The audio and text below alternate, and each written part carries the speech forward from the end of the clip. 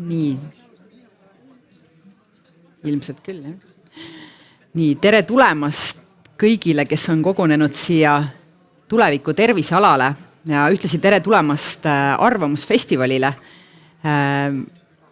Kell ongi 12, kuidagi ootamatult sai, mõned alles jõuavad, aga meie juba alustame ja lisaks siia saabunud publikule ja minu kaasvestlejatele laval ma tahan tervitada kõiki, kes kuulavad meid läbi siis internetiülekande kas oma aiatööde juurest, rannast või mustikametsast ja mul on hea meel, et teie olete ka meiega liitunud.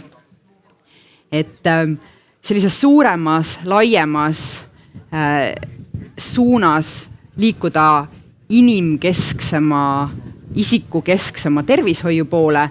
Me täna räägime ühest aspektist, mis on siis inimeste võime tegelikult selles inimkeskses tervishoius kaasa rääkida ja enda eest seista, teada, mis nendega juhtub või mida nad soovivad, et juhtuks. Me räägime terviseharitusest ja sellest, milline olukord on terviseharitusega, inglise keelest health literacy, milline meil see olukord praegu on, võib-olla ei ole ideaalne, kuidas me võiksime seda parandada ja milline võiks olla see terviseharitus meil tulevikus. Mina olen moderaator Riina Raudne, aga meiega on siia täna tulnud arutlema väga mitmepalgeline ja erinevaid perspektiive siis valgustav paneel, et ma alustan sealt eemalt. Et Helen Haamer on meil elluastuv noor, kes just lõpetas keskkooli ja läheb kohe Tartu Ülikooli. Temalt siis saame kuulda värskeid perspektiive keskkoolist ja noorsoolt üldse. Laura Brett on perearst. Kristjan Port, Tallinna Ülikooli tervisekäitumise ja spordibioloogia professor, kes õpetab õpetajaid, kes siis tulevikus võiksid teistele edasi õpetada tarkusi terviseharidusest, tervisekäitumisest. Ja Nele Labi, Sotsiaalministeeriumi innovatsiooni asekantsler. Alustaksime võib-olla sellest, et isegi selline väike kursiivne lugemine kirjandusele pilguheit teeb üsna kiiresti selgeks, et kõigil ei ole täpselt sama arusaam selle kohta, et mis see tervisekirjaoskus täpselt ikkagi on. Seal on palju erinevaid komponente, erinevad inimesed mõtestavad seda kuidagi erinevalt lahti, et ma annaksin sõna ja siin ei ole ka ühte vastust, aga lihtsalt, et me kuidagi tuleksime natukene, soojendaks ennast ja tuleksime võib-olla seaksime mingid piirid sellele, millest me täna räägime, et ma annaksingi panelistidele sõna, et nemad kuidagi kirjeldaksid, millena nad seda tervise kirjaoskust ise mõtestavad või kuidas nad seda käsitlevad. Et Nele, võib-olla saadki kohe alustada sinu enda, aga ka võib-olla ametliku definitsiooniga, kuidas sellest hetkel mõelda sinu meelest? Tere ja aitäh! Ja arvamusfestivalil, et proovin vähem ametlik olla ja natuke rohkem inimese moodi, et ongi väga palju komponente kogu selles tervisekirjaoskuse arusaamas ja ma arvan, et ta meil ajaga tegelikult ka areneb. Et see, kuidas me täna mõistame, ei ole see, kuidas me võib-olla 5 aasta pärast seda näeme. Ma saan tuua välja selle, mida ma ise pean selle juures kõige olulisemaks. Ilmselt allikakriitilisus kõigepealt. Väga huvitav komponent selles tavapärases arusaamises on siis ka motivatsioon käituda oma teadmiste kohaselt. Ja motivatsiooniga on ilmselt nii, et seda me ei saa väga õppida. Sellest pärast räägiks võib-olla isegi pikemalt. Ja tuleviku kontekstis kindlasti terviseandmed on üks asi, mille peale me peame hakkama aina rohkem ja rohkem mõtlema, et mis need on nii-öelda tänapäeva kuld, kuidas me neid käsitleme, kuidas me neid õpetame, mida me õpetame sellel teemal üldse. Ma annan siit sõna edasi. Ja, et kui kirjaoskusest rääkides, me teame kirjaoskust ikkagi kirjutamise ja lugemisvõimena, et tegemist on metafooriga. Ja metafoori probleem on selles, et kas ta katab seda fenomeeni piisavalt hästi, et me tihtipeale unustame ära ja siis rakendame kogu seda kirjaoskust väga sellises liiga ülekandvas mõttes, aga kindlasti tasub mõtelda nii, et kirjaoskus tähendab, et kui sa oskad kirjutada, siis sa pead ka ju mingit sisu sinna panema. Ja Laura kindlasti arstina ütleb, et midagi, mis patsient peaks aru saama, osa sa kirjutad üles ja osa sa räägid talle. Ja teine peab olema siis suuteline lugema, et sellest aru saada. Ja see, me näeme, maailm on erinevas vanuses inimeste puhul, loetakse erinevaid asju, loetakse sama asja, saadakse erinevalt aru. Ma olen näinud uuringuid, kus arsti juurest lahkudes patsiendilt ukse tagant küsitakse, mida arst sulle ütles. Ja nad mäletavad umbes 3 veerandit ja nädal aega hiljem ei mäleta enam veeranditki. Et see lugemisoskusest endast ei piisa, vaid peab olema ka midagi, mida sa seostad oma eluga. Ja see on see õppimise ja kooli formaalsus, et me teeme eksami ja ma olen ise olnud eksamil, kus nädal aega hiljem ma ei mäleta, mis eksam oli, et see lihtsalt selle hetkel fokusseerid, teed oma selle tantsu ära ja samas me räägime nagu mingist asjast, mis on väga püsiveks, see kirjaoskus ja et kui see on nüüd käes, siis sellega me siis ratsutamegi helgesse tulevikku ja me näeme, et olukord läheb ainult halvemaks. Nii et ma ei taha siin pessimist olla, aga et me näeksime selle metafoori taga palju rikkamat maailma kui lihtsalt, et mõtte lihtsus ja et sõnaga on asjad ära klaaritud.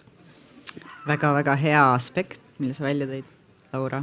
Ja siin on väga olulised aspektid tõesti juba ära nimetatud, näiteks seesama allikakriitilisus, et me teame, et enamus patsiente, enne kui nad meie juurde tulevad, on midagi uurinud oma sümptomite kohta. Et näiteks üks 2008 aasta uuring, mis on päris vana, aga seal oli, et 87% inimestest uurib oma sümptomite kohta, enamus internetist, aga ülejäänud siis võib-olla naabrite käest või kuskilt ja ainult 20% siis küsib arsti käest ka ja arutab selle osas, et mida ta sealt siis luges. Aga tõesti, et see allikakriitilisus ka, et kuidas nad aru saavad, et kas see on usaldusväärne, mida nad on lugenud. Kui sa ei saa sellest aru, siis tõesti tule küsi pereõe või perearsti käest või teiste arstide käest, arutame seda. Ja siis kuidas seda rakendada, et võtta seda vastutust siis oma tervise eest. Aitäh. Helen. No ma pean siis, ma eeldan, jagama seda noort perspektiivi. No ma just lõpetasin keskkooli ja ma võin öelda nii palju, et tegelikult ma midagigi põhimõtteliselt ei õppinudki seal oma tervise kohta. Meil on, sa saad mingid väiksed esmaabivõrsused, sa saad midagi sihukest pealiskaudset, aga selline baasarusaam üleüldiselt inimtervisest, üleüldiselt mingistki eneseabist. Mul tunne põhimõtteliselt puudus, kui ma selle kooli lõpetasin. Ma veel paar nädalat tagasi pidin guugeldama, et kas palavikuga sauna minek on nagu hea või halb. Tuleb välja, et halb. Aga või nagu mingid kõige algelisemad asjad, et kuidas ennast aidata kas füüsilises või mentaalses mingis kriisis, täiesti puudusid. Ja ma arvan, nagu asi, mida tihti on raske mõista, on see, et noortel on väga teistsugune nagu ajaskaala, kuidas nad asjadest aru saavad. Meile kogu aeg räägitakse, et sul on mingid pikaajalised kahjud, A, kui sa suitsetad, B, kui sa jood või teed veel mingeid ebatervislikke harjumusi. Aga noortele ei jõua see kohale. Meil põhimõtteliselt ei ole võimalik endale aru saada, mida tähendab mingi pikaajaline skaala, mida tähendab mingi pikaajaline tagajärg. Ja ma arvan, see on tihti suur komponent sellest, et miks noortel puudub igasugune tervisest arusaamisest. Nad ei suuda mõtestada seda ringi enda terve elu peale, sest nad on elanud sellest nii väikse protsendi alles. Kas publiku hulgast on mingeid põletavaid aspekte, mida keegi tahaks veel siia visata, et mida ei ole mainitud, aga tahaks kindlasti terviseharituse, terviseteadlikkuse kohta nagu lauale panna?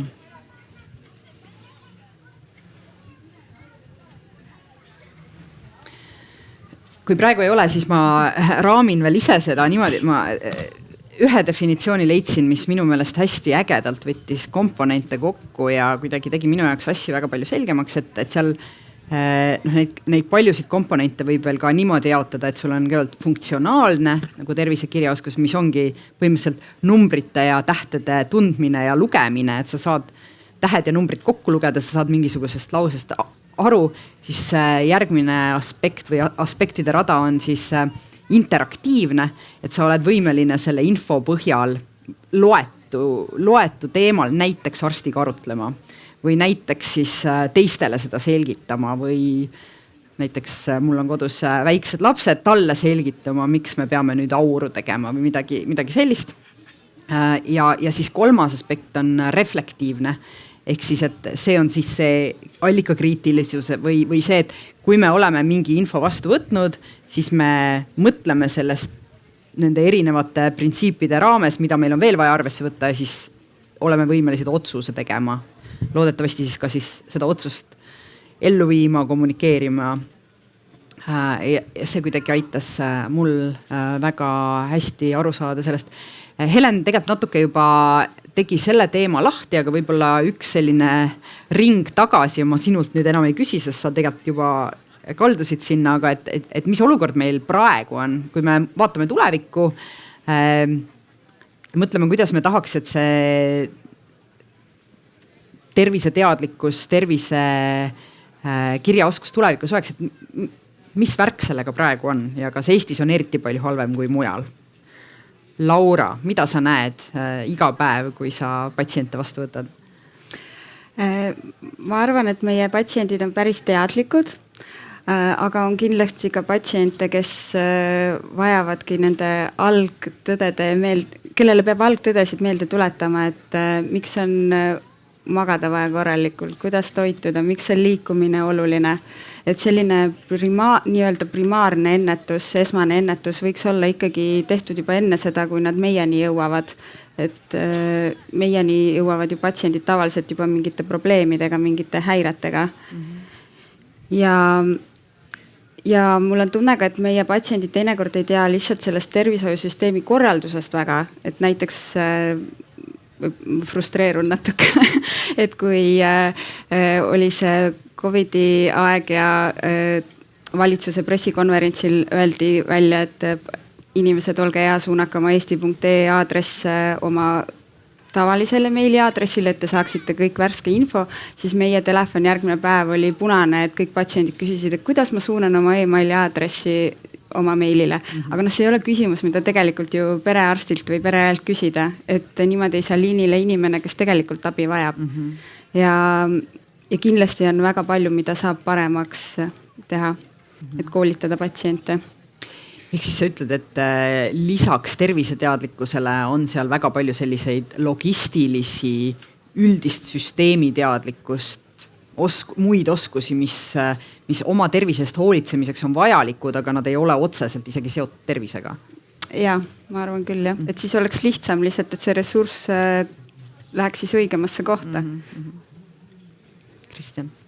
Helen juba pööras tähelepanu, et noortele koolis ei räägita tervisest ja seda ei räägita mitte sellepärast, et poleks vaja rääkida, vaid selle efektiivsus on väga madal. Et kui mõelda, ma olen kokku puutunud esimese tüübi suhkruhaigete noorte probleemiga, kus on väga sümptomaatiline, nad peavad vägagi jälgima oma veresuhkrutaset ja insuliini režiimi. Kui nad on lapsed, siis nad jälgivad seda, teismeliseks jõuavad, nad satuvad koomasse sagedasti. Siis võiks arvata, et neil on ju pikk elu taga juba olnud, et nad peaksid juba targad olema, aga see murdeiga on selline iga tõesti, mida see nimi ütleb, et siis on väga raske rääkida asjadest, mis on ebameeldivad on maailmas niigi palju ja tervis on kindlasti ebameeldiv teema. Ja sealt edasi, kui sa jõuad keskikka ka, siis ega tervis ei ole mingi selline nauditav teema. Tervisega on tavaliselt stigma seotud, et me peaksime kultuuris muutma seda, et tervis on ikkagi ressurss nagu rahagi, millega sa saad oma probleeme lahendada, probleeme edasi lükata ja probleemidega hakkama saada. Aga meil kultuuris endiselt tervist käsitletakse ikkagi peamiste haigusena ja see medikaliseerimise perspektiivi kaudu. Ja seega on väga iseloomulik, et inimesed ei taha rääkida ega mõteldagi, vaid ütlevad, et kuskil on valgekitliga abiline ja miks mina pean teadma, et sina ütle mulle, kuidas e-maili siirdada ja kõike muud. See on tervishoiu probleem. Ja see räägib sellest kultuuris, nendest vaakumidest, nendest aukudest, mis sellest suures kontiiniumis puuduvad. Ja seega me peaksime rääkima sellisest terviklahendusest, mis ei ole mitte et üks terviklahendus nagu telliskivi, vaid terviklahendus, mis koosneb nivelleeritud elementidest, mis sobivad selle sihtrühmale, aga meil seda esiteks kogemust ei ole ja teiseks arvatavasti seda ressurssi pole olnud, sest seni inimesed on elanud suhteliselt lühikest aega, küllaltki palju on töötatud rusikareegli järgi ja on rahuldatud, aga praegu me näeme elukvaliteedi paranemisega enam ei rahulduta. Ja seda peaks hakkama nagu ära klaarima, aga tekib küsimus, et kes seda siis klaarib, et ta satub mitme ministeeriumi vahele, et sina oled ühest ministeeriumist, siis on haridusministeerium, et kindlasti eraldi veel. Et kui vaadata erinevate ministeeriumite neid white paper'id või tuleviku perspektiive, seal kõikjal räägitakse midagi tervisest ja kehalist aktiivsusest, aga mitte keegi ei ütle, kes seda tegema peab. Et nad ise ei kavatse seda teha, et see kuskile nagu siirdub mingite elementide vahel, nii et see on jällegi tänuväärne, et meil see vestlus toimub. Aga tihtipeale me läheme sellest vestlusest koju ja siis ette, et see oli nagu vestlus, juba tore, et vestlus oli. Ja see jääb tegemata. Sina võtan ministeeriumina panna asekantslerina. Ütle nüüd ametniku sõnad. No loomulikult ei olegi tervis ju ühe ministeeriumi teha asi, et see ei lõppe meil kuskil ministeeriumi ukse taga ära ka. Et selles mõttes on minu arust väga hea, et väga paljude valdkondade paberites iseenesest on see tervise teema ka sees. Ja miks me seda ka erinevalt peame käsitlema, on seesama, et erinevates ühiskonnagruppides, vanusgruppides, meil see teadlikkus on ka kindlasti erinev, millist allikat pensionieelikud rohkem usaldavad, kust see eestlaste siiski väga suur usaldus arsti vastu, et kui mul on diagnoos käes, et peale seda, mis siis täpselt toimuma hakkab, et seda siis arst tõesti käe kõrval peaks juhatama. Ma arvan, et kus meil see kehvem pool tegelikult on tervise ennetuse osas. Selles me justkui oleme võib-olla kuulnud, aga me ei käitu selle järgi mitte üldse, et ma varem tõin ka välja selle tervise teadlikkuse motivatsiooni aspekti, et sama klassikalised näited, me 70-ndatest teame kõik, et suitsetamine on kahjulik, ometi suitsetati aga muudkui edasi, isegi arstid suitsetasid ja alles siis, kui me päriselt hakkasime riigina seda võimalikult ebamugavaks tegema, siis me hakkasime esimesi samme muutustes nägema, et see teadlikkus ei ole alati see, mida me siis ka päriselt rakendame ja riik peaks siin olema nii palju kavalam, et neid samu teadmisi ära kasutada, et kui me teame uuringust, mulle tuli üllatusena, et kui palju siis inimesed arsti ukse taga ära unustavad sellest, mis talle räägiti. Kas siin ei ole elementaarne järeldus selle kohta, et ju see siis tuleb talle kirja panna. Et need on need väiksed nügimise võtted, mida võiks juba ammu ja palju rohkem teha.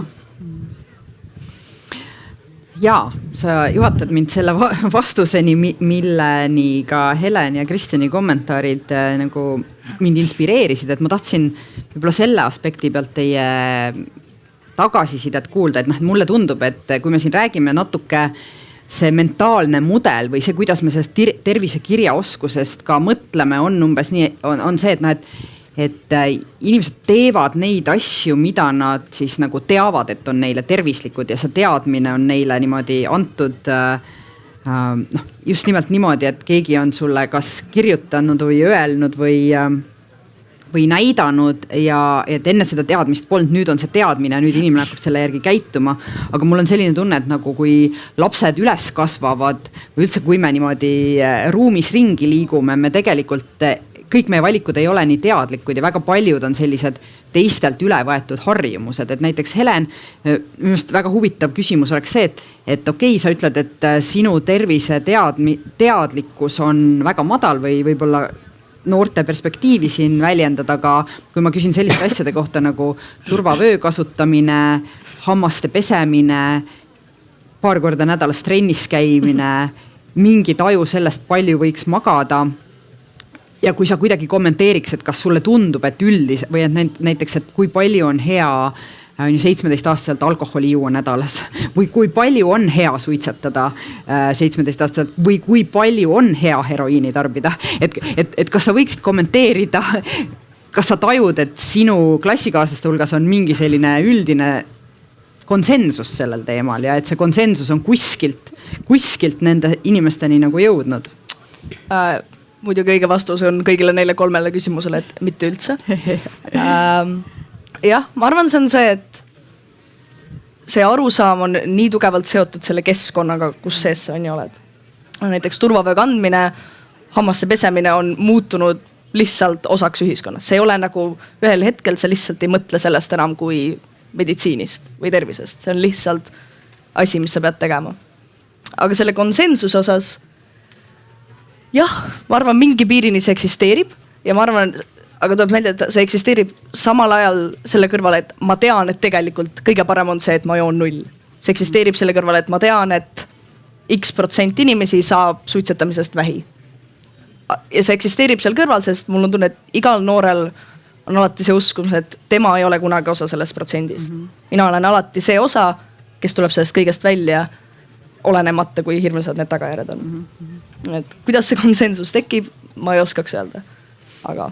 Seal on teine aspekt veel, mida me kipume ära unustama. Üks on teadmist, teine tarkus, et ja sul on kindlasti vahetu kogemus, et ülikooli lõpetanud arst on uuemate teadmistega kui see arst, kes on tükk aega juba praktiseerinud ja just paar nädalat tagasi ühe arsti käest kuulsin just, et tema õppimise ajal, välismaa töötanud arst, et tema õppimise ajal pooled asjad vaadati ümber, sõltub muidugi erialast ka, aga võime öelda, et kõikides valdkondades teadmised uuenevad. Osa teadmised osutuvad valedeks, osa osutuvad aegunuteks, osa jäävad siis püsima. Ja see sõltub, et kui palju ümber vahetub. Ja nüüd võime siis mõelda, et mis väärtus on teadmistel ja mis väärtus on tarkusel. Tarkus on tegelikult, võib hästi lihtsalt ümber öelda, et tarkus tähendab seda, et kui teadmised ütles, et see peab niimoodi olema, siis tarkus ütleb, et seekord nii ei ole. Et need erandeid on piisavalt palju, inimene ei ole selline mootor, mis lihtsalt tuleb natukene potekast voolu juurde keelata, hakkab kiiremini tööle. Või siis õli on kuskilt puudu, et inimene on palju komplekssem nähtus ja see praktika, see kogemus on see, mis on tarkuse sisuks, nii et me võime öelda, et tarkust ei saa kellelegi anda, aga kõik saavad tarkust hankida. Teadmisi saame anda, ülikool annabki teadmisi edasi, aga see, et kui palju inimesed praktiseerivad seda ja kui tarkuseks muudavad, on omati küsimus. Ja nüüd tagasi tulles selle, ütleme, kooliperioodi juurde, siis sai alkoholises seostad praktilise eluga, hambapesuses seostad praktilise eluga, arvatavasti kuidagi see turvavööd seostad ka praktilise eluga. Aga mingisugust insuldiriski, vähiriski, mingist tuleviku probleemi ei seosta. Ja siis sa näed, kui vähe noorte hulgas on see probleem, et see esile tuleb ja siis ütledki, et aga ma olen nagu absoluutne lotovõitja, et see on see tarkuse ja teadmiste erinevus ja me peaksime seda aktsepteerima ja rohkem aru saama, et teadmiste jagamine ei ole piisav. Ja siit tuleb ka see, et vanemad inimesed kipuvad tervisevaldkonnas targemad olema, siis kui häda käes on, siis nad tõesti on doktor Google'i juures ja vaatavad, kuna ta on palju kättesaadavam ja ta on palju mitmekülgsemad ja sa saad valida ka, kes sulle rääkis. Ameerikas hakkas aastaid tagasi, tekkis see second opinion. Pagan, see arst andis mulle jube kehva diagnoosi, et jube kehv tulevik. Ma olen küsin teise arsti käest, natuke parema diagnoosi, et see muutub ka selliseks konjunkturismiks ja siis sa näedki, et ega inimene ei taha seda halba tulevikku, et kuna see spekter, see teadmiste põhine endale illusiooni loomise võimalus on niivõrd suur, siis see internet rahuldab selle illusiooni narratiivi. Lihtsalt tuleb sinu juurde ja räägib, et sina ei tea midagi, et mina tean hästi palju. Ja sulle ei midagi muud üle, kui öelda, et ei, aga jälgime ikkagi seda ravi eeskirja. Et siis on see konflikt, usaldamatuse ja kõige muu traagika. Ja kuidas me sellest jagu saame, et me peame ikkagi vestlema ja rohkem haiged olema ilmselt, et kus see praktika tuleb. Nele, sul on äkki? Mul on tegelikult läheb kogu aeg sinna samasse kohta allikakriitilisus, et kust ja mida me siis loeme, millist kvaliteedimärki me kuskilt saaksime juurde anda ja mida me ühiskonnana ja oma ala ekspertidena siis toetame juurde ja mida mitte. Et see on meie kõigi pädevuses ju kodus vanemate, õpetajate, et ma ei tea, kuidas see ring vahepeal nagu on natuke maha kukkunud meil, et ma ei tea, kas koroona aitas sellele kaasa. Et me kukkusime kuhugi äärmusesse allikate leidmises ja internetis surfamises ja päris arsti ja päris selle tõenduspõhise praktika usk on nagu vähe väiksemaks jäänud. Aga riik peab looma tingimused, et mul just tuleb pähe näide, kus töökohal nihutati, paljundusaparaati nihutati hästi vaikselt, poole meetri kaupa edasi ja inimesed lihtsalt kõndisid rohkem, kuni ühel hetkel teatud piirist alates, et me tahame uut või teist paljundusaparaati, et võt sellel hetkel see nagu kõndimine hakkas üle viskama. Aga et sa pead looma tingimust, mitte see, et sa ütled, et kõndiga rohkem, et need loosungid võid panna igal Jaapanis eskalaatorid, kus eskalaatori kohal on, et kasutad reppi, see on tervislikum, aga ikkagi sõidetakse eskalaatoriga. Et pelgalt teadmised ei ole tähtsad, vaid just, et see riik, et see on see, mida me üheskoos ju korraldame, et see riik looks need tingimused, et inimesed ise on piisavalt leidlikud ja osa on suurema hädaga, osa väiksema hädaga, aga nad hakkavad triivima teatud liikumise kultuurivoogudesse. Aga see on protsess, see ei ole midagi valmis protsess, tulemus, milleni me saame riigina jõuda, et maailmast on väga toredaid ja väga tulemuslikke nügimise näiteid, ma ei tea, mulle meenub siin samas lähedal Stockholmi metroo, kus oli siis eskalaatori kõrval olid trepid, mitte keegi kunagi treppe pidi ei käinud ja see värviti siis ühel hetkel klaveriks ja pandi sinna ka toonid ja juba nädala pärast ei sõitnud enam keegi eskalaatoriga, aga see töötab mingi teatud aja jooksul ainult ja siis me tüdineme sellest ära, et ja selliseid näiteid on veel ja veel, aga me ei saa teha kogu ühiskonda selliseks, et kõiki treppe klaveriteks ja siis öelda, et nüüd on tehtud ja korras, et kogu aeg toimetama sellega ja arendama. Ja, aga võtta see toitlustamine, mis oli COVID ajal, ega keegi ei mõtelnud, et ikkagi ma hakkan toitu koju tellima, et tänasel päeval on vähe inimesi, kes pole seda proovinud kasvõi, et sul on, jällegi ma natuke tulen tagasi selle nagu motivatsiooni teema juurde, mis korraks ka läbi käis, on see, et ega meil väga palju häid teooriaid ei ole, et kehalise aktiivsuse puhul näiteks, aga üks teooria ütleb, et sul peab olema selgelt nagu oht horisondil, et sul mingi risk olemas, siis sa pead aru saama, et võt see tegevus seda riski vähendab, ütleme kehaline aktiivsus võiks seda vähendada, kolmandaks sa peaksid aru saama, et see on sulle tehtav ja neljandaks sa suudad kontrollida, et millal teed ja kas ta on odav või mitte. Siis on üks asi puudu ja selleks on see päästiksündmus. Et meil on jube palju neid lubadusi, et uuest aastast hakkan tegema, et kui paljud teil on uuest aastast lubanud midagi tegema hakata ja kus need suusakepid nüüd on, et ei ole need kasutuses. Et see lükatakse kogu aeg edasi, aga see on vanemate inimeste puhul, kuna nende jaoks see risk on reaalne, et ütleme ülekaal ja kardiovaskulaarne risk ja nii edasi. Nüüd teine teooria puudutas siis seda, et sul on mingisugune sihtrühm, kelle järgi sa midagi teed või kelle suhtes sa ütled fuck you, et ma just teen vastupidi. Ja noored teavad pigem vastupidi kui neid sünnitanud põlvkond, aga nad igal juhul juhinduvad mingisugusest peer groupist ja jällegi ülejäänud on jällegi, et kas see on siis tehtav, kas see on mul kätte saadav, kas ma kontrollin, aga puudu on sellest päästiksündmusest.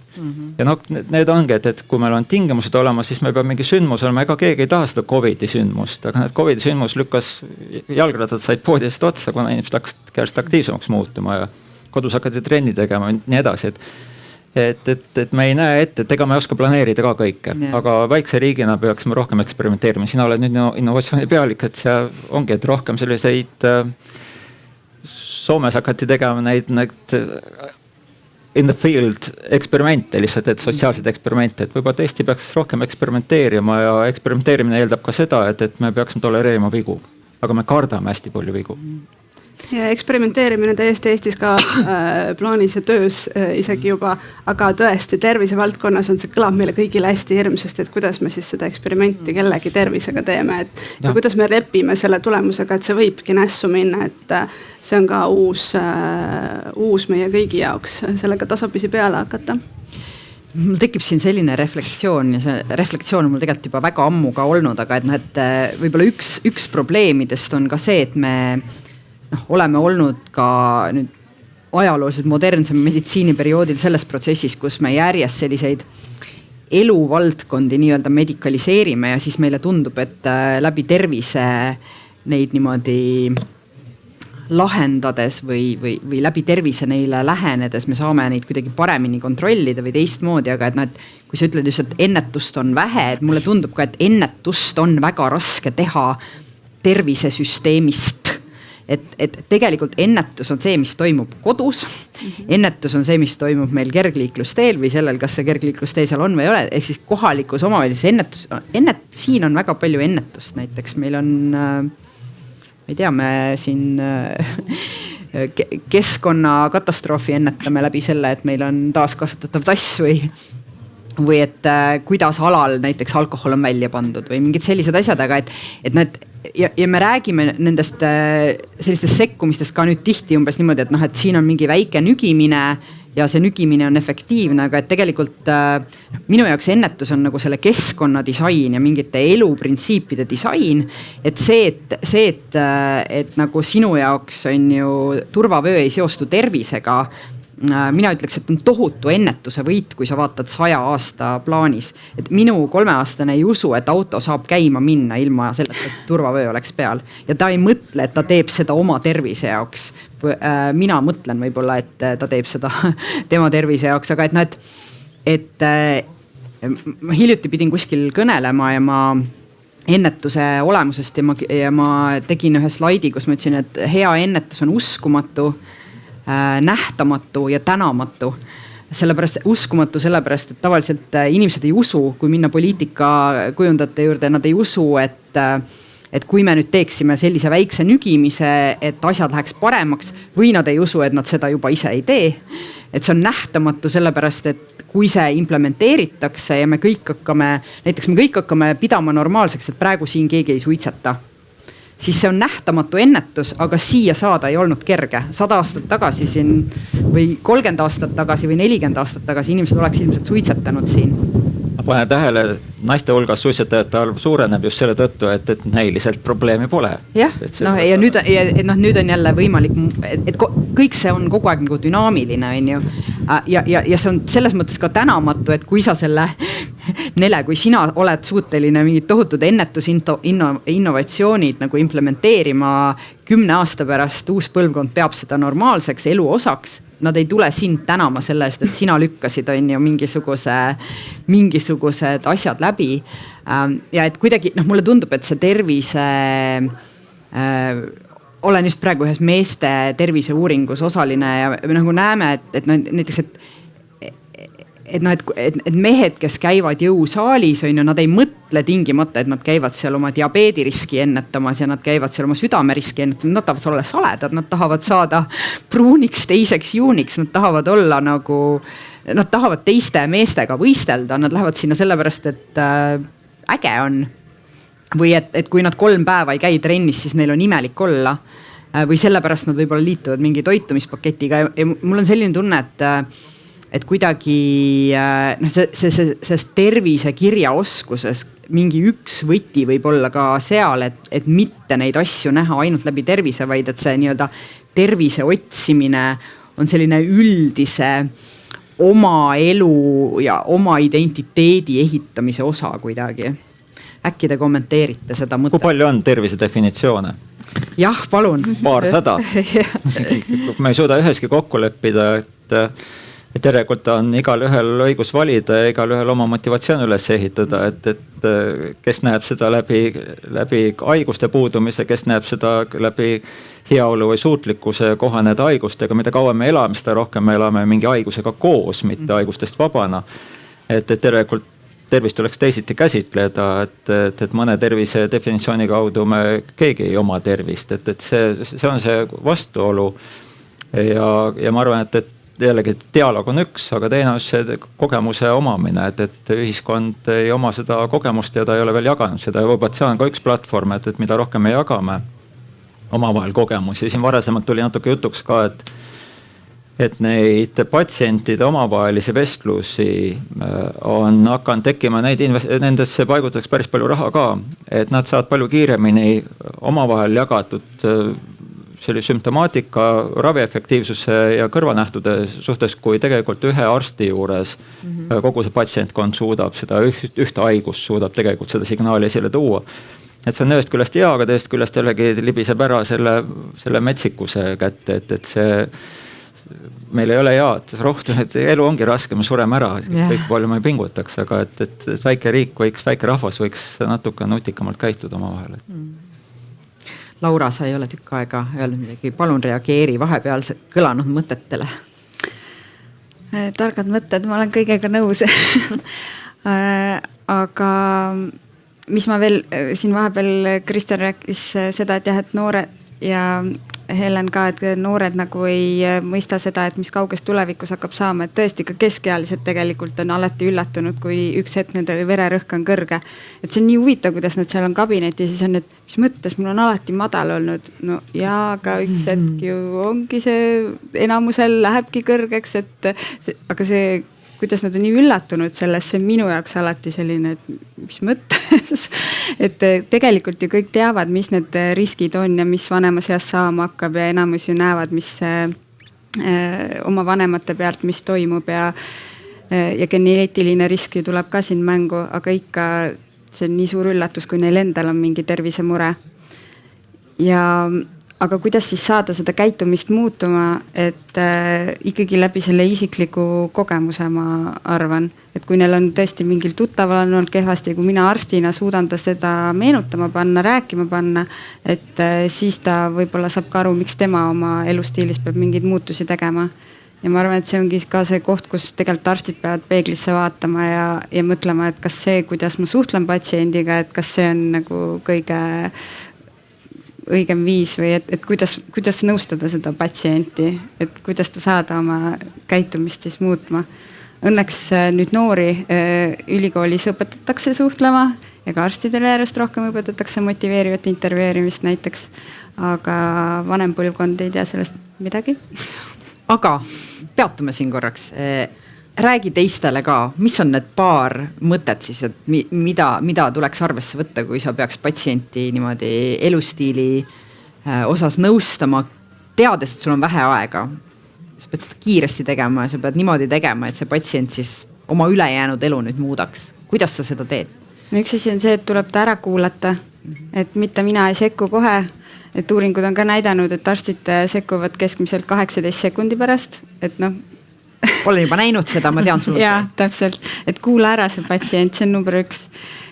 Ja mis veel, et me ei saa kohe ühe visiidiga kogu nagu maailma ära parandada, et valime ühe asja ja me peame seda koostöös patsiendiga tegema, et tema tegelikult ise peab nimetama selle, mis on talle jõukohane. Et iga patsient on ise oma elu ekspert, oma tervise ekspert, tema teab, mis ressursid tal on. Ja me enne Nelega mainis, et me oleme nagu need kaasteelised. Mina ei taha olla see nagu ema, kes seal 3 aastast kättpidi veab kuskile, et ma tahangi olla seal temaga kõrvuti sellel teel, et kui tal on abi vaja, siis ma aitan teda, aga ta võiks ise aktiivselt juhtida oma seda terviseprotsessi.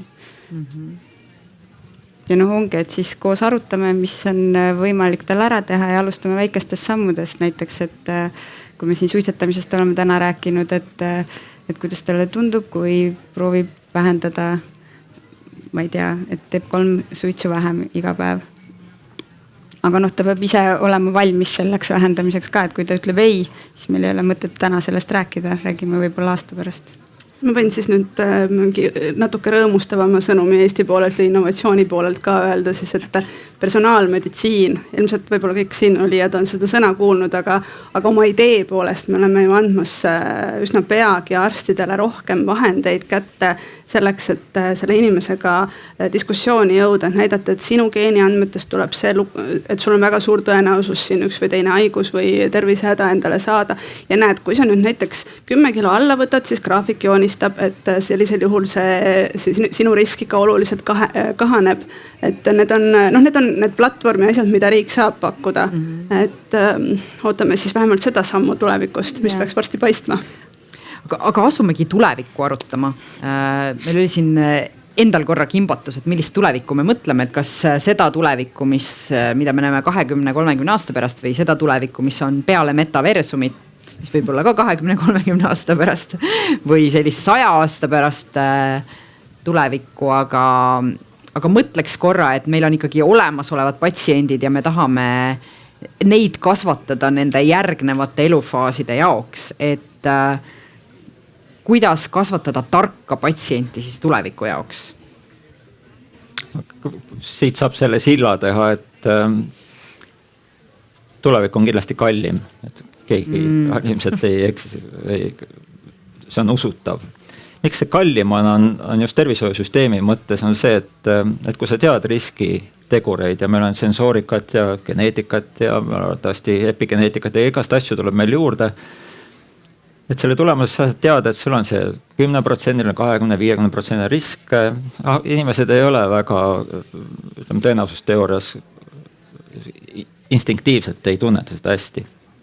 Ja ega ongi ka ülikooli lõpetajad ei tee seda hästi, arstid ei tee seda hästi, paljud teadlased eksivad see. Et see on selline valdkond, mida evolutsiooni jaoks ei ole tuuninud, aga et traagika on selles, et kui sa saad teada oma riski osa inimesi muutuvad haigeks ilma, et see risk oleks realiseerunud. Nad hakkavad käituma nagu haiged, kuna neil on kõik need probleemid, arvatavasti tulevad ja nad lähevad ja kulutavad tervishoiusüsteemi ressurssi. Ehk tervishoiusüsteem muutub kallimaks. Tänu sellele, et me saame rohkem inimese kohta teada. Ja see on see traagika, et me ju tahame rohkem teada saada, aga seda tulemuseks see horisont muutub kallimaks ja kõrgemaks. Et need lahendused ei ole olemas, et meil on riskid olemas. Ja siis mõne aja pärast, arvatavasti on see ühe põlvkonna jooksul, kuigi need tempod kasvavad, kui me praegu vaatame need teadmiste ümber revideerimise temposid, siis öeldakse, et oot, aga siin tuli uus informatsioon. Seega osa inimesi muutuvad hoopis reaktiivseks, ütlevad, et risk küll, aga et nagunii varsti vaadatakse ümber, et ta ei usu, et kasvab usaldamatus tegelikult selle preventsiooni suhtes. Ja siin me oleme, et elu ei ole ideaalne, et kuskil me peaks suutma kuidagi seda tasakaalu hoida, ja see on arvatavasti inimeste informeeritus ja tarkus, et pelgalt teadmistega sellest džunglist läbi ei reisi. Helen? Ma ei teagi. Ma ei usu, et mul ei ole väga palju öelda, kuidas keskealisest patsiendist teha tarka vanemaealist patsienti. Nii et ma oskan pigem rääkida enda kohta.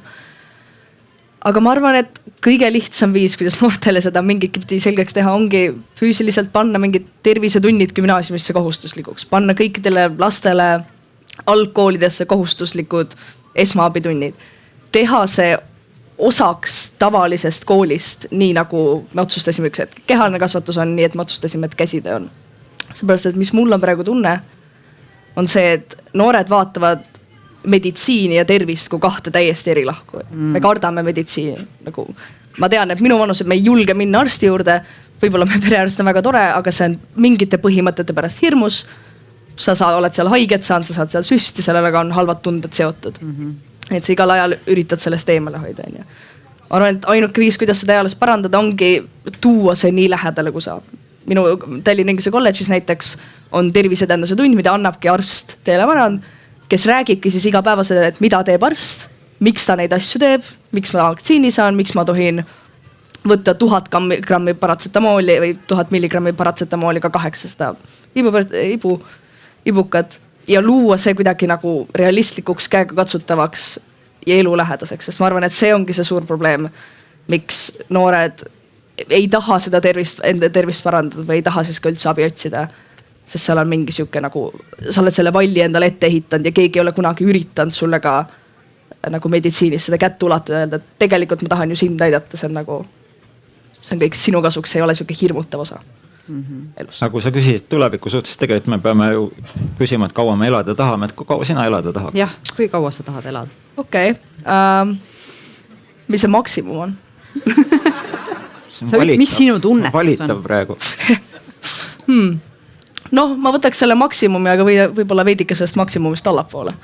Ja kas sa arvetad, et seal taga sa elad vana inimesena, mitte noorena? Jaa. Milline on sinu arvates vana inimene selles maksimumis, 200-aastane? See on kuidagi väga filosoofiliseks vestluseks väga kiiresti läinud. Ma loodan, et enesega rahul, aga ma kardan, et selleks ajaks on küllaltki igav juba. Aga kui vana ta on? Minu arust meil oli just enne seda paneeliga mingi vestlus, et juba on sündinud need, kes elavad 140-aastaseks, 150-aastaseks. Kuidas sa eutanaasiasse suhtuksid? Ma arvan, et see on tõesti, see on esiteks väga raske küsimus ja väga poliitiliselt laetud küsimus. Ei ole, ta on puhas inimese, ta on puhas inimese küsimus, et iga inimene võib minna, ma ei tea, metsa ja sooritada eutanaasia, et seda tehakse vanemate inimeste hulgas. Ma arvan, et see peakski olema lubatud ja eriti sellel hetkel, kui me liigume ühiskonnana sinna, kus inimesed elavadki 150 aastat. See peaks olema reguleeritud kuidagi. Või lihtsalt, et viskas üle? Ma arvan, et see peaks olema reguleeritud. Selleks peab mingi raske haigus olema, või lihtsalt, et ei meeldi enam. Ma arvan, kui sa elad 150 aastaseks, siis isegi lihtsalt elu tundub juba kui raske haigus. Ja, et kõik asjad hakkavad korduma ja pole midagi uut. Ja abikaasa on ka natuke nagu maha käinud, et aga lihtsalt näed, eutanaasia on teema, et ta on tervisega seotud teema, et millal me siis, kui me suudame tervist parandada, hoida, siis meil tekib üha rohkem see väärtusküsimus, et kas me peaksime välja lülitama ka. jah, või siis hakkab tekkima selline küsimus, et kas me peaks hakkama ennetama suitsiide vanemaealiste. Ja kuidas suhtuda suitsiidi kui taolidesse. Okei. Laura, mis mõtteid, tundeid sul tuleb, sul on erinevas vanuses patsiente. Mis on meie parim võimalus, et erinevates vanustes patsientide oleks tulevikus oluliselt targemad, kui nad sul praegu on? Ma arvan, peab alustama ikkagi hästi varakult, juba tõesti seal lasteaias. Näiteks Eesti Arstiteadusüliõpilaste Seltsi rahvatervise töögrupi liikmed käisidki lasteaedades tegemas nii-öelda kaisukaruhaiglat, et just vähendada seda hirmu meditsiini ees. Et mindigi sinna oma stetoskoobiga ja siis lapsed tulid oma kaisukarudega ja kuulasime nende südant. Ja oma patsientidega samamoodi, et kes väga-väga kardab mind, neid õnneks on vähe. Et nendele vanematele ma ütlen ka, et tehke kodus hästi palju arstimängu. Et see muutuks nagu normaalseks ja tal oleks huvitav ja kui ta järgmine kord tuleb, et siis ta teab, mis toimub ja niimoodi vaikselt peab harima neid. Kõigepealt teeme emmele süsti, siis teeme arstitädile süsti ja siis teeme lapsi. Ja siis peab seletama ka, miks seda süsti tehakse, et jah, see tõesti on valus, aga see on vajalik. Ja kindlasti ei tohi hirmutada last sellega, sest on ka selliseid vanemaid, kes ütlevad kodus, et oi, kui sa nüüd ei käitu nii, et siis lähme arsti juurde ja teeb selle süsti, et see on täielik karuteene tegemine. Aga su keskealised patsiendid, kes võib-olla veel ei ole hakanud mõtlema, et need terviseteemad neid ka hakkavad kimbutama või haiguste teemad, aga ikkagi sa näed juba ette nende teekonda, mida nemad veel ei näe järgmised 20-30 aastat, et mida me saame praegu teha, et nad oleks targemad patsiendid, kui nad on 70-sed? No üks asi ongi, natukene on võib-olla siis juba hilja, et see enne ma mainisin seda nii-öelda primaarset ennetust või seda, et inimene teaks, et tuleb liikuda, tuleb süüa vähemalt 5 peotäit puu- ja juurvilja päevas. Et see võiks olla juba tegelikult tõesti kooliajast selge. Ja mida mina saan teha, et mina saan siis nõustada nendes üksikutes asjadest, et ongi võib-olla see, et miks just temale on suitsetamisest loobumine oluline, kui ma tean, et ta isa on näiteks surnud kopsuvähki. Või niimoodi väga individuaalseks juba peab minema. Aga mis Eestis veel on, et ma ise tunnen natukene, et kui me lähme sinna äppide juurde ja tervisekirjanduse juurde, et natuke vähe on eestikeelset kirjandust. Et see on ka koht, kus kindlasti saaks riik ja haigekassa appi tulla, et oleks rohkem eestikeelseid materjale. Kellele on suunatud eestikeelne, et Helen lõpetas kooli ingliskeelsena, et see on palju suurem valik ju. Absoluutselt, aga keskealine praegu ikkagi eelistab eesti keelt. Noored saavad inglise keeles tõesti hästi hakkama, aga näiteks ka haigekassa materjalid on tasuta. Paljud inglisekeelsed äpid, näiteks just vaimse tervise äpid on ikkagi mingi tasulised, et 6 aega saad tasuta kasutada, siis ta läheb tasuliseks ja siis arvestades meie riigi elatustaset, et siis ei olda nõus selle äpi tasu maksma. Kas sa näed vahet nagu patsientide hulgas, kes tulevad ja inglisekeelses kirjanduses orienteeruvad ja teevad seda haridustööd endaga versus inimesed, kellel ei ole ligipääsetav see materjal? Ma kõige rohkem näen vahet võib-olla hoopis venekeelsete ja eestikeelsete patsientide vahel, sest ma ise ka natuke nätan nende nõustamisega. Ma saan hakkama vene keelega, aga ma saan ise aru, et nad ei saa nii head nõustamist, kui saab minu eestikeelne patsient ja mul ei ole ka neile venekeelseid materjale näpu vahele anda nii häid, kui on eestikeelseid. Et näiteks pika COVID-i juhend, mis tehti väga pikk asjalik eesti keeles, aga ei ole raha, et tõlkida vene keelde. Siiamaani ootan juba mitu kuud, aga ma näen ise, et tegelikult on see väga vajalik. Ja. Ministeeriumi ametnik äkki tahad kommenteerida? Vabandust, lähen sinna tööle tagasi otsin, et see raha on. Saad selle raha tekitada.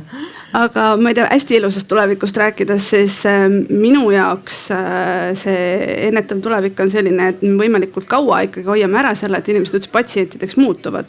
Ja see baasmeditsiin loomulikult arsti ei tohi karta, et see küll, aga see tõeline ennetus ongi nii, nagu sa ennem ka ütlesid, nähtamatu, uskumatu ja nii edasi, et mis mulle muret natuke teeb need 2 edulugu, millest me siin täna rääkinud oleme, nii suitsetamine kui ka see turvavöö, et need on 2 väga väikest asja ja tegelikult aastatepikkune väga suur töö, väga palju raha läks selleks, et me need 2 tibu ära tooksime.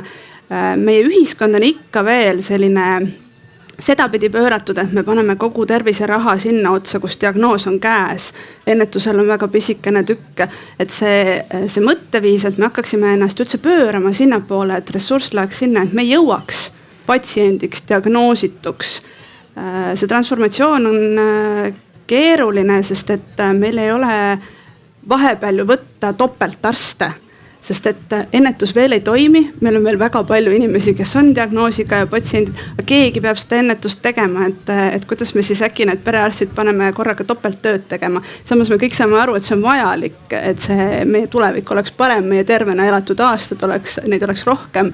Et see on väga raske moment meil, mis ühte või teistpidi. Aga just kultuuriruumis, kuna me käsitleme tervist ikkagi läbi selle kliinilise perspektiivi, et see enamus preventsioonist on ju see sub- või prekliinilises ruumis, et kus väärtussüsteem on hoopis teistsugune. Et me naeruvääristame võib-olla teatud mõttes neid mehi, kes käivad lihast kasvatamas, mitte sellepärast, et tervist taga ajavad. Aga nagu sa enne ütlesid ka, et aga why not, et kui sul on eesmärk, aga kasulik tulemus, et siis way to go, aga et me kultuuris endiselt seda nagu tervise rahastamisest rääkida, siis see kindlasti ei paiguta mitte selle haigla uksest sinna magalate poole, vaid ikkagi haigla aias sissepoole, et see on see probleem. Ja ma lisaks sellele tervise või nagu sellele kultuuriruumilisele aspektile veel see, et see nii-öelda see üldine elukeskkond, kus me elame ja seda ennetust siis kogeme, toimib ka poliitökonoomias. Just. Siin on majanduslikud huvid väga tihti, et näiteks see, mis Covidit ära hoiab, aitab tohutul määral Covidit nagu hoida vaka all. Tegelikult olid need lockdownid, need ei ole majandusele üldse tehtavad pikas perspektiivis.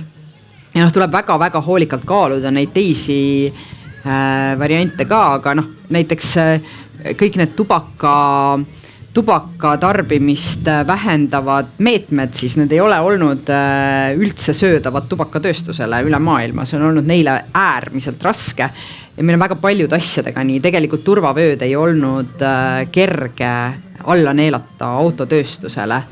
See, et kui noored lükkaksid oma joomise algust paari aasta võrra edasi, see ei ole üldse tegelikult positiivne alkoholitööstusele, sest mida nooremana inimesed jooma hakkavad, seda suurem on nende pikaajaline kuldkliendi staatus.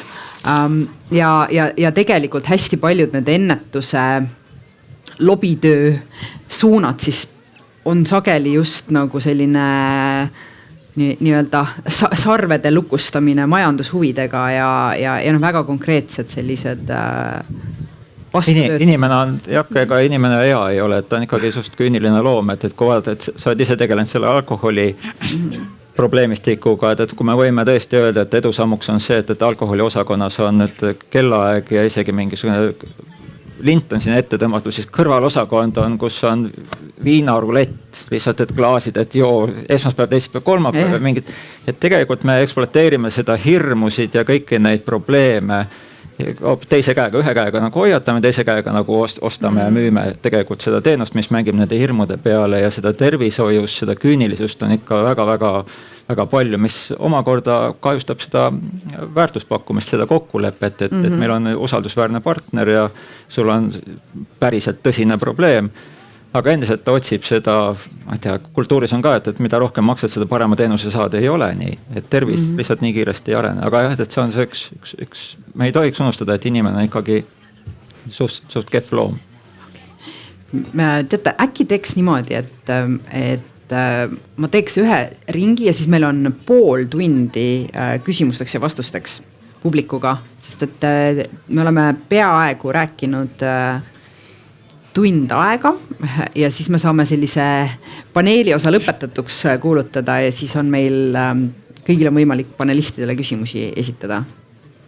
Aga meil on 6 minutit aega, et ma annaksin kõigile panelistidele sõna paariks lõpuväiteks või mõneks mõtteks, mida sa tahad, et siit nagu kõlama jääks või millisel teemal sa loodad ise edasi mõelda. Helen, jälle sinust alustame. see mõte ei käinud väga palju siin paneelist läbi või selles vestluses üleüldse läbi, aga ma arvan, väga tähtis asi, millele üldse inimesed, millele ma arvan, noored mõtlevad nüüd kindlasti palju rohkem kui vanemad, on kuidas suhestub mentaalne tervis su füüsilise tervisega, et see on samamoodi asi, millega tohib minna arsti juurde, peaks minema arsti juurde. See on samasugune asi, mida peab päriselt ja füüsiliselt ravima. Ja see on samasugune asi, mis võib äärmiselt negatiivselt mõjutada su elukvaliteeti. Et ma arvan, et kirjaoskus tervises ei piirdu ainult sellega, et kas ma saan aru, et kas minuga on praegu füüsiliselt midagi valesti.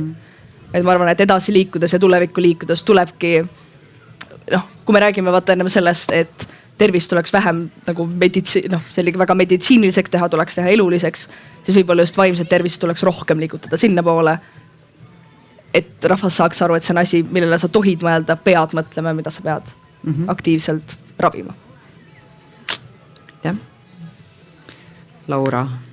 Jaa, see vaimse tervise osas ma tahaks lisada lihtsalt seda, et kuidas nii-öelda positiivselt manipuleerida on ju patsiente, et eelmine aasta, kui ma läksin lastel kooli asju ostma, siis ma avastasin, et olid vihikud, mille sisekaantele oli peaasi.ee pannud mingisuguseid erinevaid nupukesi, näiteks, et 5 tervisevitamiini või vaimse tervisevitamiini ja minu arust see oli nii äge, et kui keskkooli õpilane ostab sellise klade endale ja siis vahepeal vaatab, et võib-olla ta kasutab ka siis seda või niimoodi tasapisi harida neid patsiente.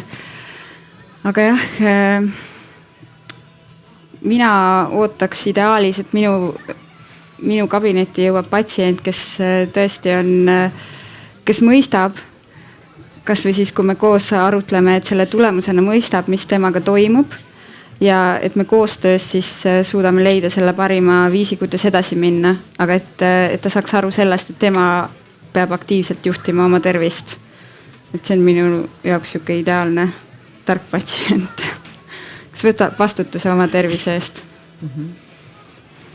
Ja ega mulle ei ole keeruline öelda, et keha kasutamine, mitmekülgne kasutamine ei ole sport, vaid see on keha mitmekülgne kasutamine. Et see, et seda spordi egiidi all tehakse, on lihtsalt ka üks kultuuri fenomen, aga et kehaline aktiivsus on kõige süsteemsem, ühe suurima efektiga tervise ressursi parandamise vahend.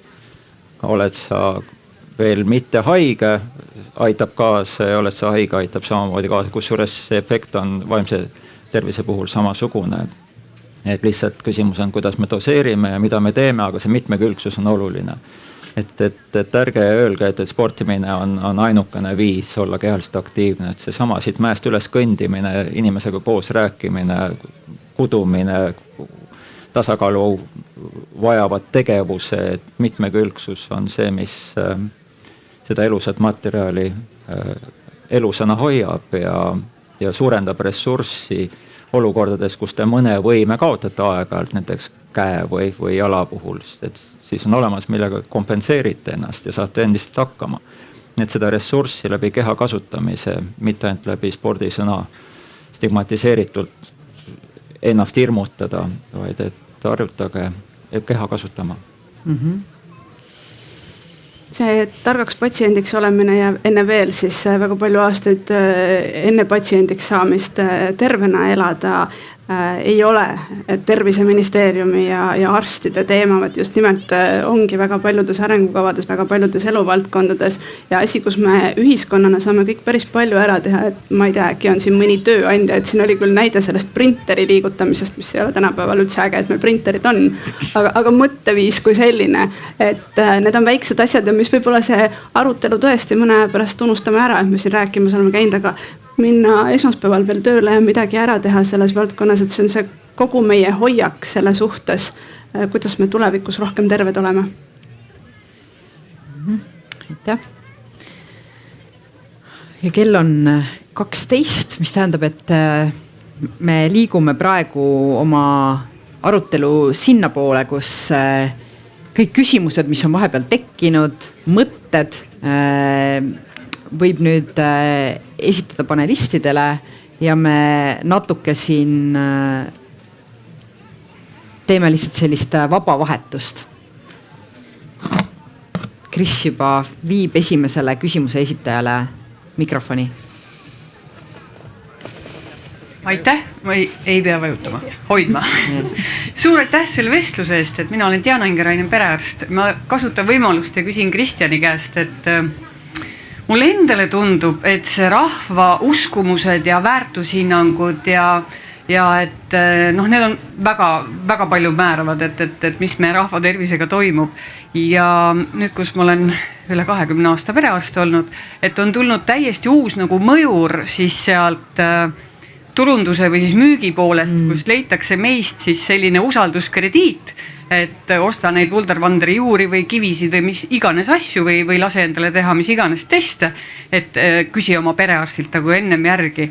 Et kas oleks nagu mõistlik kuidagi riiklikult seda nügida või reguleerida, et kästa neil öelda natukene rohkem selgitusi juurde.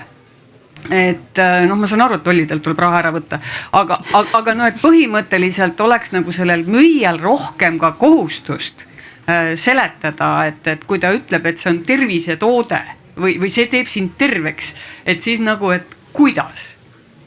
Ja et ega toiduga oli, et toiduseaduses toimus muutus, kus tõesti ei ole enam nii, et sa saad tuua mingisugust Hiinast kaupa ja ise tõlgid ära selle hieroglüüfidest, mis on kirjutatud on ja tõlgid endale meeldivasse vormi, peaasi, et ostetakse see ära, et sisu peab vastama ka kirjeldusele. Aga see ei tähenda, et inimesed endiselt teineteist tüsata ei taha või ennast tüsata ei taha, et seda lihtsamat ja usutavamat kaupa endiselt tahetakse saada ja arst pagan, see hakkas mingit lolli juttu rääkima, et ta ei tea midagi, et ma Facebookis kõik rääkisid hoopis mingit muud juttu. Et ma ei usu, et see riik väga palju saab teha, loomulikult natuke saab, et me kuhugile peab piirid tõmbama, kus hakkab valus. Et see on see, kus karistatakse, aga ja lollidelt, kui raha otsa saab, siis peab ju hakkama õppima, et see on see, kus tarkus tuleb. Et aga kui väikses rahvas ei ole seda ressurssi kui kauaks, pikaks ajaks, et see raha koguneb väheste künniliste kätte ja lollid on surnud, siis et me ikkagi peame varasemalt seda vestlust kandma, seda julgust ka, et sa julged nagu vestelda selle müüjaga nagu sisulisemas vormis kui see, et ma olen hästi lihtsameelne ja sa lubad mulle hästi palju. Et riik ma ei arva, et oleks selline mustvalge rohi siin. Samas ma korra lisan siia, et just vist 2021 tuli selline süstemaatiline ülevaade välja, et kuidas selle tervise teadlikkuse kirjaoskusega Euroopas üldiselt on ja siis järeldus üldiselt oli see, et Põhjamaades on väga palju paremini kui Lõuna-Euroopas, Lääne-Euroopas ja Ida-Euroopas. Nii et kuidagi selline üldine haritustase, ma kujutan ette siin just võib siis aidata kaasa sellele üldisele allikakriitilisusele, et kindlasti ka ma kujutaks vähemalt ette, et võib-olla Põhjamaades on suurem reguleeritus, kuidas sa pead sinna juurde panema, et sisu, turundus, et need on võib-olla sellised siis disaini nügimised, mida saab riik teha ja regulatsiooniga kuidagi seda markeerida, aga et milline see publika on. Et on seal Põhjamaades nad on ka hoopis teistsuguseid sotsiaalseid kokkuleppeid oma maksude teemal olnud valmis tegema, et mingid korrelatsioonid seal peavad olema. Ega see tuleb paljudest teistest valdkonnast, kui me ei ole nii küüniline ja teineteist pettev ühiskond, siis me usaldame rohkem usaldusväärseid allikaid. Yeah. Aga see, kus me saame rohkem petta, siis me ei usalda peaaegu mitte kedagi, meie elu läheb lihtsalt kallimaks ja see on see näide, kus need põhjamaised suhteliselt karm elukeskkond on dikteerinud selles kogukonnas teatud mõtlemisviis, et see ei ole ainult nii, et me nipsust seda muuta saame, et me natuke kuulume ikkagi sellest põhjamaisesse formaati. Aga meil on päris raske piiri peal olla, et see on seda.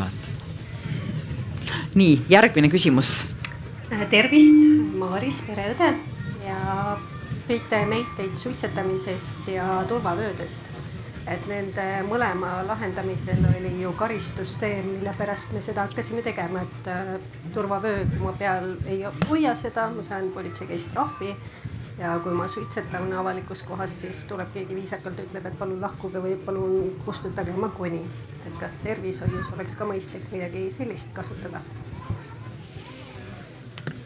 Ma võib-olla nagu siin natuke laiendaks, et see väga paljude aastate jooksul karistus on ka olnud üks meetmetest, aga tegelikult need karistamist sa saad ka vaadata nagu ainult ühe sotsiaalse kontrolli vormina, on ju, et noh, näiteks ka see, kui mina siin praegu paneks suitsu ette ja kõik teised pööritaks silmi, aga politsei kohe ei tuleks, siis tõenäoliselt ka see, et teised pööritavad silmi ja ütlevad mulle, et palun lõpeta ära. See iseenesest oleks juba ka nagu piisav sotsiaalse tasandi karistus. Aga ikkagi ma lasen teistel ka kommenteerida siin, et milline koht on karistusel, kui ei hoolitseta oma tervise eest. Ma just ütleks peaaegu, et seda sama, et karistus oli võib-olla see täpp seal natukene, aga tegelikult see töö, mis aastate jooksul nende mõlema ennetuse valdkonnas tehti, oli ju see ühiskonna mindseti pööramine. Et noh, tõesti me vaataks kõik väga imeliku nägu, keegi praegu äkki teist siin suitsu põlema paneks. Et politsei või karistus või mitte, et aga see on suhtumine, mis on muutunud ja see on tegelikult see, mis mõjus ju. Aga ma kardan, et siin on see probleem, et need on kaks näidet, suhteliselt radikaalsed mustvalge käitumise näited, aga tervisega seotud on see spekter on palju kirjum. Ja see, et kui sa ühte asja hakkad seadusega reguleerima, seda voolab kuhugile teise ohtliku sängi, et võib-olla just tervisesse suhtumine ei ole niivõrd kergesti seadusega reguleeritav, kuivõrd mõistusega reguleeritav. Seda suitsetamise asja, et kui eile oleks seadus tulnud ja sa täna paneksid suitsu ette, siis tõenäoliselt oleks veel 7 tükki, kes paneks ka suitsu ette.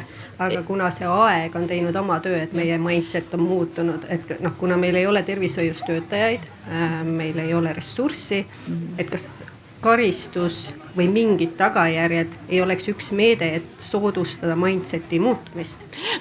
Ma arvan, et jah, ma panen ka siin oma eksperdimütsi pähe, lähen moderaatori rollist korraks välja, aga et siis sõltub hästi palju sellest, et mis konkreetselt tervisekäitumisest me räägime, et kuidas sa siis mõõdad.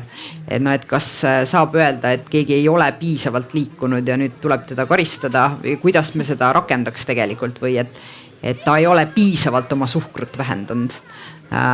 Et on söönud liiga vähe juurvilju, aga on söönud liiga palju puuvilju, on ju, et ma arvan, et seal on nad nagu hästi paljudes kohtades on jube palju nüansse, mis leiavad aset hästi privaatsetes tsoonides ja sellistel juhtudel karistus võib väga kergelt lõppeda sellega, et sa tegelikult karistad neid, kes saavad oma eluga vähem hakkama ja see võib nagu neid ebavõrdsusi suurendada.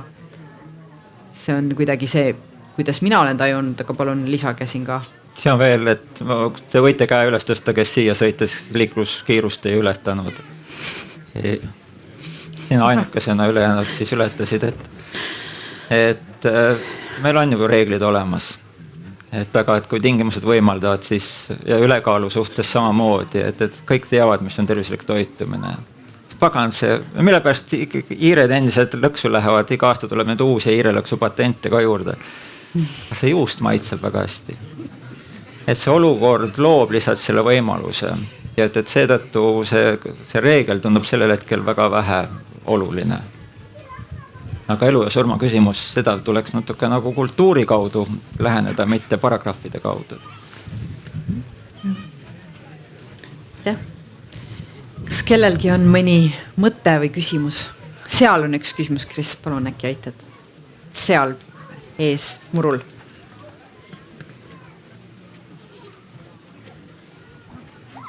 Mul on selline küsimus, et mida te arvate selle kohta, et kuidas saaks teha nii, et arstid adekvaatsemalt hindaksid patsiendi seisu, kui tegemist on vaimse probleemiga patsiendiga, et see patsient jõuaks õigel ajal arsti juurde ja et tagajärjed ei oleks sellised, mida me keegi ei taha. Et kui me rääkisime ennem suitsiidsusest ja muudest sellistest asjadest, siis alati me ei jõua arsti juurde. Mina vastaks niimoodi, et nagu Nele enne rääkis, et noortel on mingi hirm arsti juurde mineku ees, et kuidagi seda hirmu maha võtta, aga ma arvan, et see põlvkondade vahetudes ka muutub, et noored ongi avatumad ja natuke paremad võib-olla suhtlejad ja see varem oli see, et arst on nagu see mingi jumalus seal ja et see ei ole enam ammu nii, et tegelikult peabki olema koostöö ja partnerlus arsti-patsiendi suhtes siis ja mida rohkem see nagu patsiendile ka selgeks saab, seda ma loodan, et seda nagu kergemini nad tulevad, et siis neil ei ole nagu seda hirmu, et see hirm läheb maha ja ta tuleb ja räägib oma muredest. Aga eks see võtabki aega, et see suhtumine muutuks. Või ma ei tea, miks noored kardavad. Probleem oli lihtsalt see, et alati arstid ei hinda adekvaatselt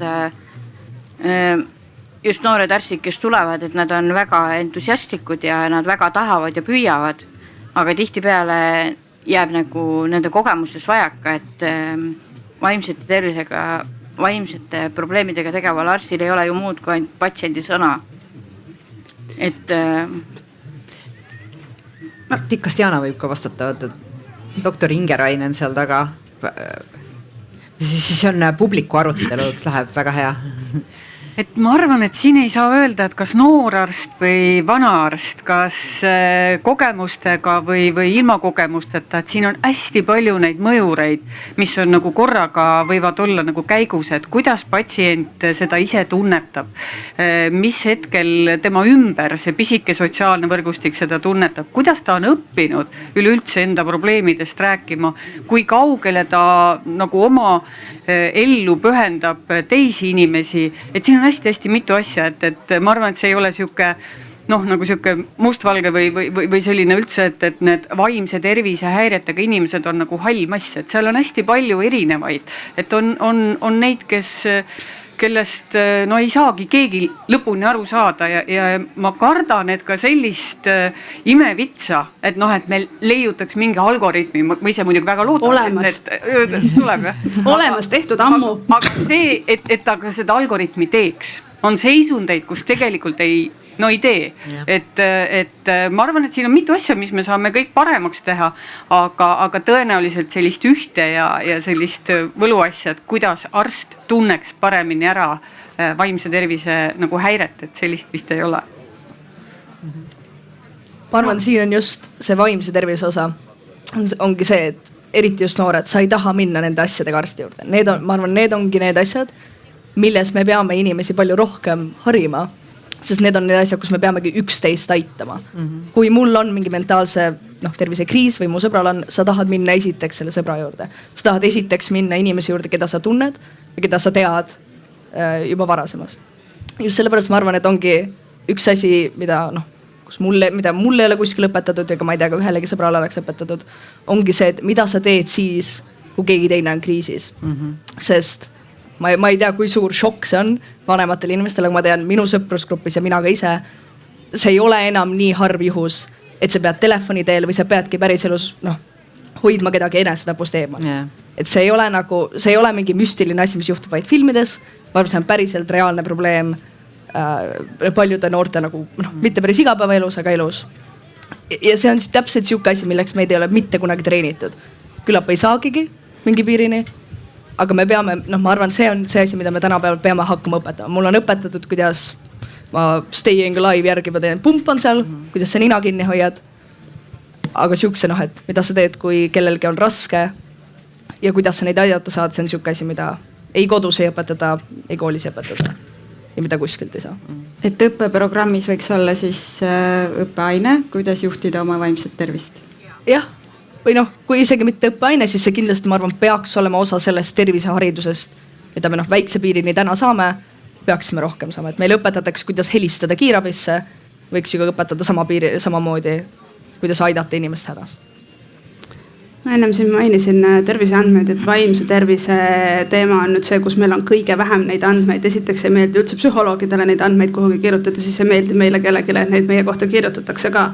Tegelikult just nimelt algoritmid mujal maailmas, Instagram suudab väga hästi prognoosida, et meil on kohe depressioon tulemas lihtsalt nende piltide järgi, mis me üles paneme. Et see on võimalik ja nende andmete kasutus peab muutuma siin targemaks. Et kui me muidu räägime ka isejuhtivast patsiendist, siis vaimse tervise häirega inimese puhul me ilmselt ei ootaks seda. Et me peame samamoodi seda suutma ära hoida ja rohkem faktide põhine olema, mitte ainult selle jutupõhine, mida siis tõesti see patsient sellele psühholoogile, psühhiaatrile seal selle 15 minuti jooksul räägib, siis ei pruugi üldse peegeldada seda tegelikkust. Et meil on siin andmeid ja seda julgust ja ausalt öelda ka katsetamist, neid kasutada ja neid usaldada on selles teemas hästi palju.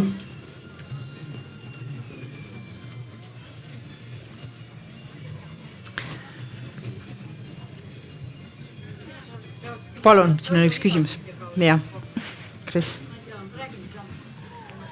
Meil on vaja seda...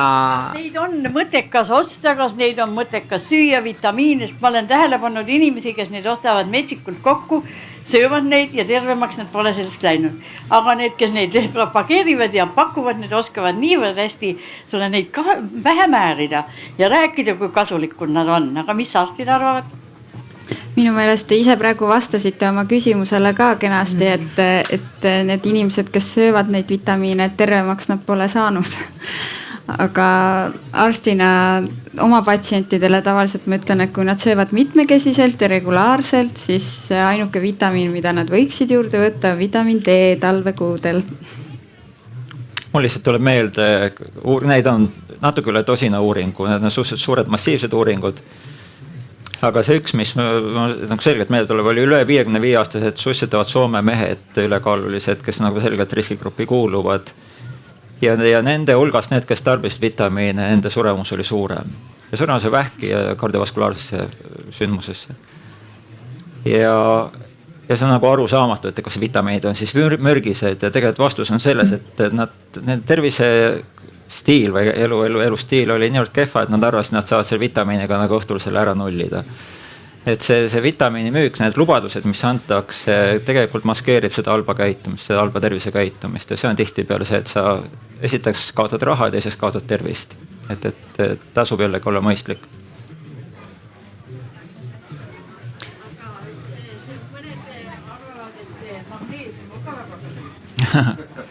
Ja me võime kogu Mendelejevi tabeli läbi käia, et me võime kõik toitainad ka läbi käia. Nii, et kui sa võtad D-vitamiinid, sa pead tingimata võtma ka magneesiumi kõrvale.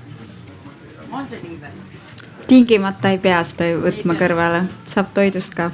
Toidu imendumine on väga-väga kompleksne, et õunaga koos rauda süüa, rauda ei omandagi, et see aga ometi sa mõtled, et õun on tervislik ja raud on tervislik. Et see keha on, see torustik, mis meie sees on sisuliselt keha välispind ju. Et lihtsalt toitained imenduvad seal mingite protsesside tulemusel ja see protsess, mis meid elus on aidnud, on see, et me oleme väga erinevaid asju sinna torusse pistnud. Aga nüüd tänu turundusele hakatud üha vähem sinna pistma ja seetõttu tekib selgelt puudus, et isegi räägitakse arenenud riikides alatoitumise kasvust, mitte vaeste hulgas, vaid rikaste inimeste hulgas. Miks aga nad ostavad endale seda lolli toitu?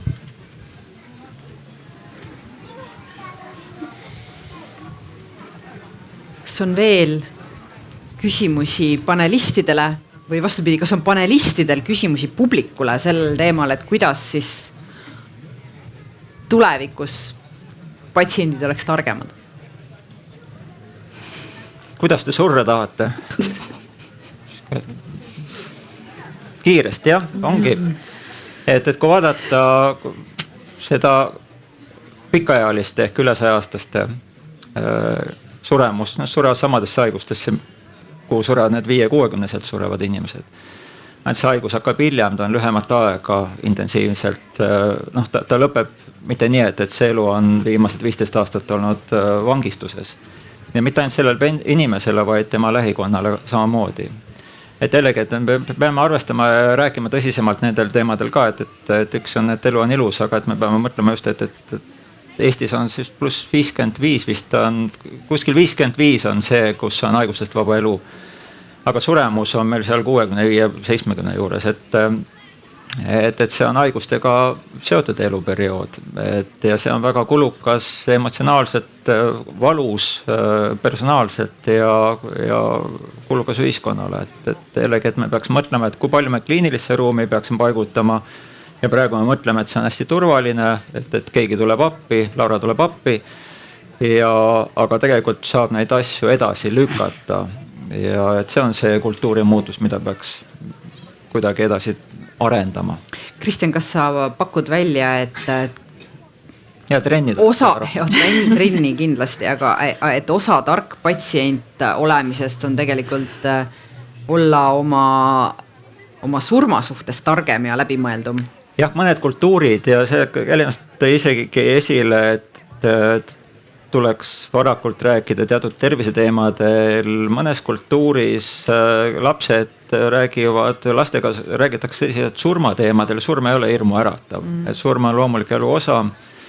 Ja kui me seda loomuliku elu osana näeme, siis me suhtume julgemalt, me näeme seda horisonti natuke selgemalt ka ja et meil on raskem seda vaipa alt ära tõmmata, siin on vaipa hästi palju, et just see küüniline müüja ei tule sulle seda tervist müüma, vaid sa tead, et mis see surm on, sa oled seda piisavalt palju lähedalt näinud, kuna sa ei ole seda kartnud ja sa näed, mida selle ärahoidmiseks või mida selle suremise protsessi toetamiseks on võimalik ära teha. Aga meie jaoks on surm on tegelikult kuskil nurga taga, me ei taha selles üldse midagi kuulda ega näha, et see on ka üks kultuuri osa ja see ei juhtu üleöö.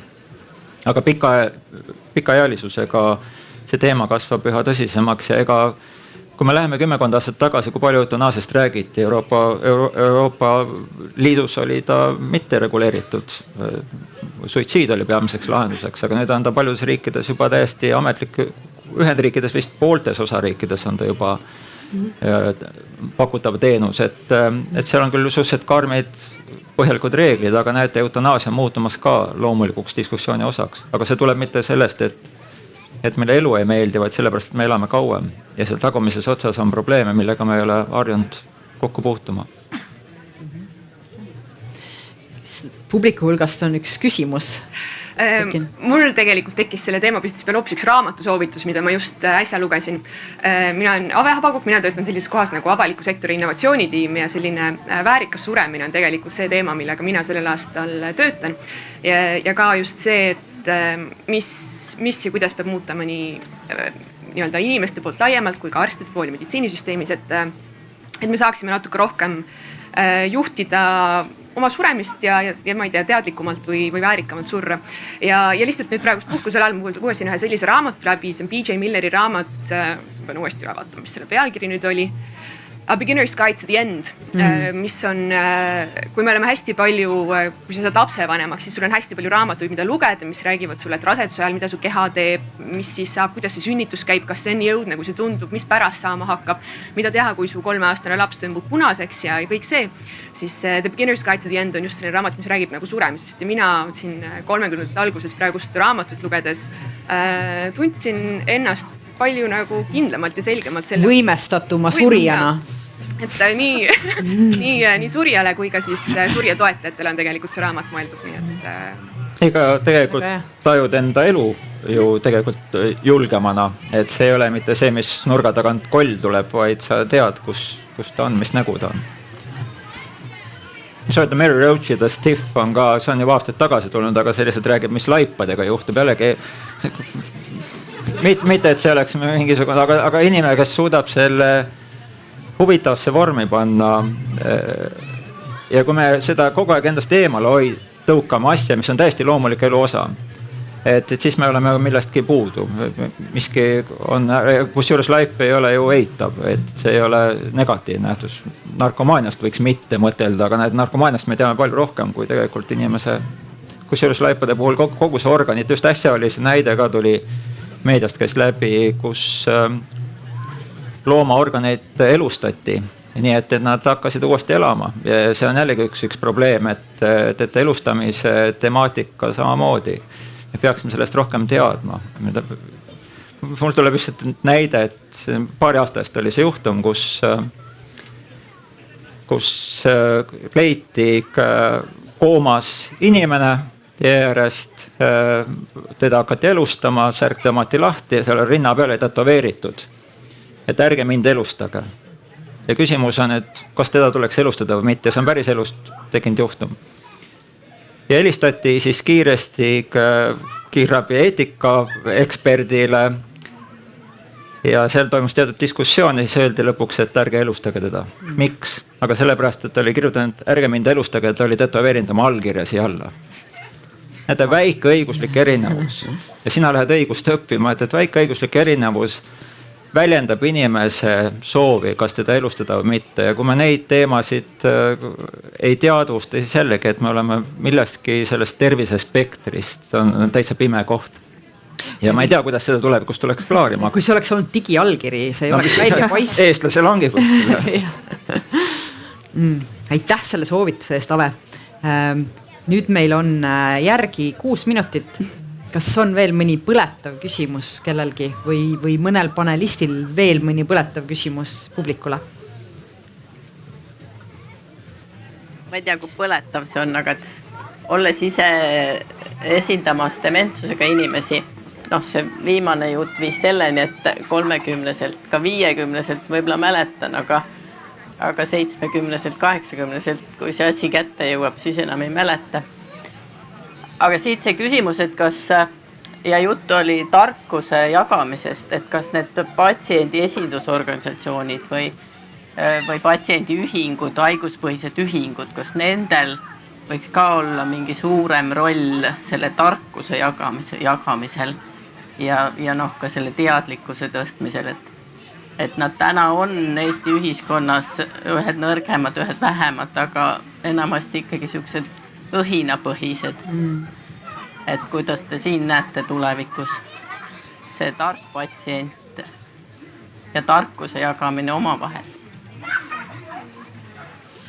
Ministeerium paluks vastata.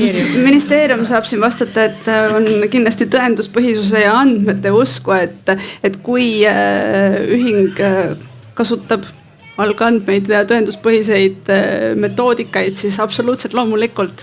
Et siin on alati see mure, et kui kaugele see kolmanda sektori tegevuse reguleerimises üldse riik peaks minema, et väga ei tahaks sekkuda ega piire peale ka panna, aga ilmselt selline riigipoolne toetamine saab toimuda ju mingitel kindlatel tingimustel, et mitte kõigile ja helikopteriga. Aga see on oluline osapool, et näete, et sa ise ütled ka, et neid on vähe ja nad õhinapõhised, et kui see dialoogi osapool puudub, siis ongi poliitika vaatab kedagi teist, kes kõva häält teeb, et nii see poliitika välja kujuneb. Nii see ka raha jagamine, et haigla sees on ilmselt suuremad ja häälekamad huvigrupid kui ennetuse pooldajad, kes on jagunenud ja killustunud. Näiteks ülekaal on muutumas raviprobleemiks, aga enamus ei peaks olema haigla temaatika, et aga näed, see on lihtsalt, et keda rohkem kõvemat häält teeb, see sealt välja tuleb.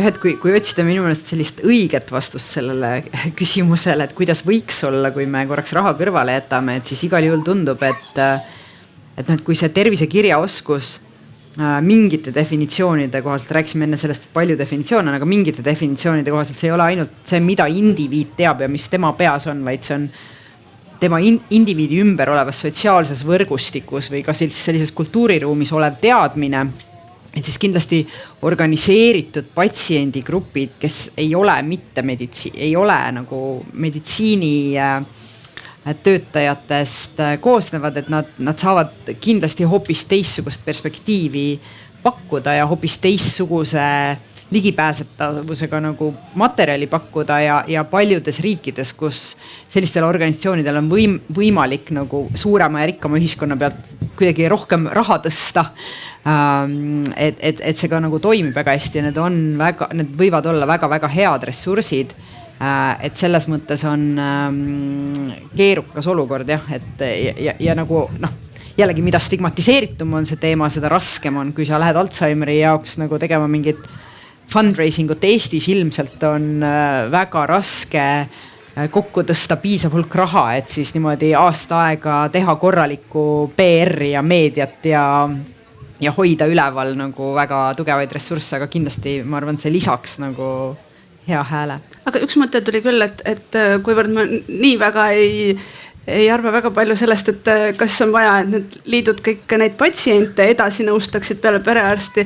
Küll aga on riigil, haigekassal, haiglatel vaja partnerit nendes teemades, et mitte saada ühe patsiendi tagasiside, kes siis viitsis tõesti seda teha, vaid mõista seda kogu tulemit, mida ühe või teise haiguse või sihtrühma esindajad siis kokku tunnevad ja mida nad näevad, et saaks paremaks teha, et siis seda süsteemselt koos paremaks ka teha. suur aitäh kõigile panelistidele, kõigile kuulajatele, neile, kes meid kuulavad online vahendusel, et meie siis üks esimesi arutelusid ongi läbi. Panelistidele ütlen suur aitäh, et tulite ja jagasite oma tarkust ja perspektiive. Tarkust ei saa jagada, teadmisi saab jagada. Teadmisi ja kogemusi, et kingituste kohta öeldi nii, et need tassid, mida teile muidu oleks kingitud selle asemel, et neid osta, see annetati hoopis väärt asjade jaoks, nii et armas. Suur aitäh!